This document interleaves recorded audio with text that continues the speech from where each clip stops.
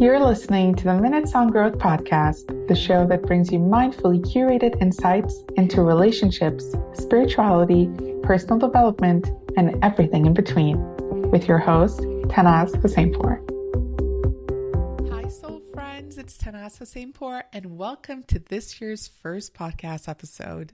I don't know about you guys, but the moment the clock struck midnight, I felt this strong, energetic shift as if this huge weight had been lifted off my shoulders. I mean, it could all be in my head, but I am still so glad that my mind is ready to start fresh and, more importantly, to let go of the pain and heaviness of 2023. By the way, I'm so sorry for my raspy voice. I've been sick for the past week and a half, but I'm so grateful because from a Kabbalistic standpoint, every time we get sick, it's the universe's way of clearing us for a miracle. It's like the illness takes place for old energy to be cleared so that new energy can take its place.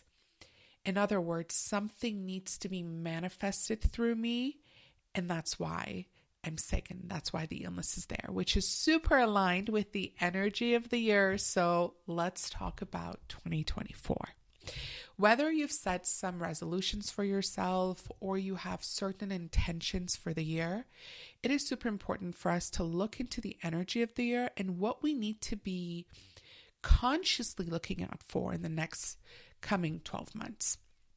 So from a numerological standpoint, 2024 is an 8, which is the number of abundance and prosperity. Hallelujah. After all those interest rate hikes and reports of recession, this is the energy we need.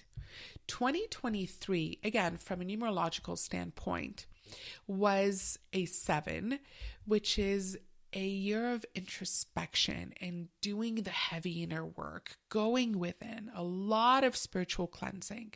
So energetically speaking, it was very yin. 2024, however, from an energetic standpoint, has now shifted to yang energy, very action-oriented, embodying discipline, confidence, focus, leadership. This year is about taking action on all the insights that we accumulated the past year. So everything that we went through last year, as always, has a purpose. We need to take a moment and reflect on what those lessons were, what every challenge taught us, what the heartbreak brought to the surface, what our mistakes helped us realize. Every single one of them had a purpose. And the moment we sit with it and accept it and even embrace those lessons, that is the moment when we are ready to use them as a catalyst for growth and involvement, using them to take inspired action, which again is the energy of the year. So this year, the yang energy is about claiming your desires, stepping into your authentic truth without hesitation, without doubting yourself and your potential. This is the year to no longer play small.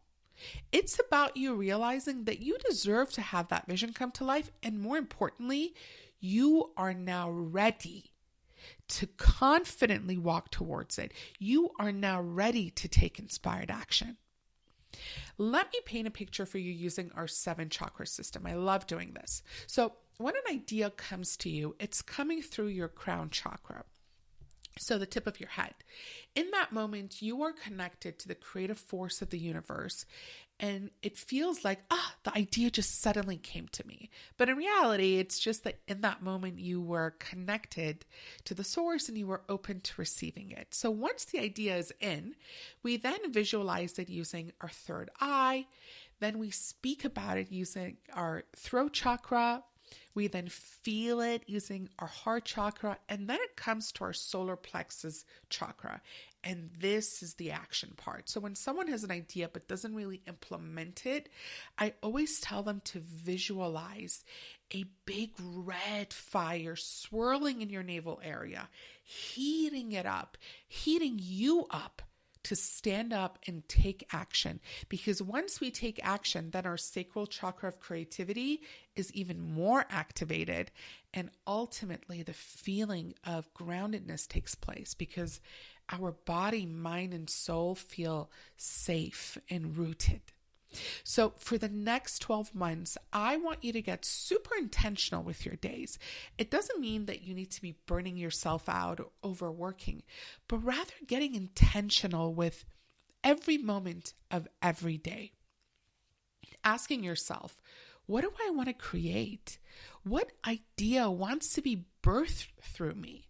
How can I use my gifts, my talents, my passions, none of which are coincidence, to better serve humanity and the world that I live in?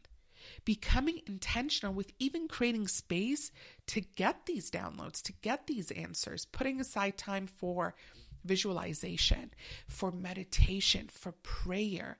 That is what taking action means. It doesn't mean running around aimlessly, but rather walking at a steady and consistent pace with clarity, with certainty, allowing your soul's purpose to expand through every movement and every action.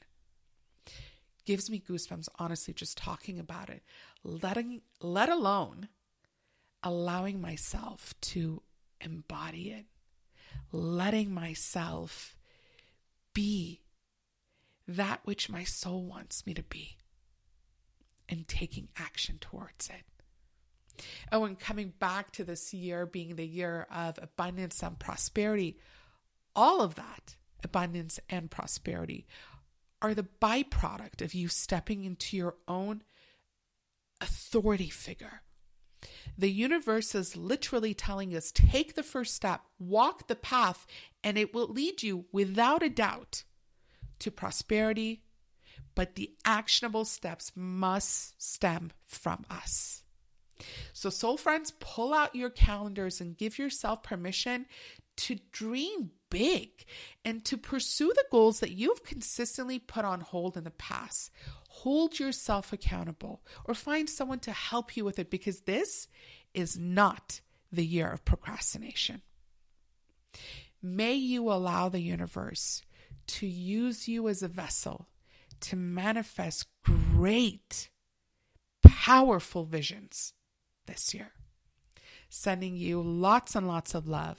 Speak soon. Thank you for joining us this week on Minutes on Growth. If you enjoyed today's episode, then make sure you never miss a show by clicking the subscribe button now.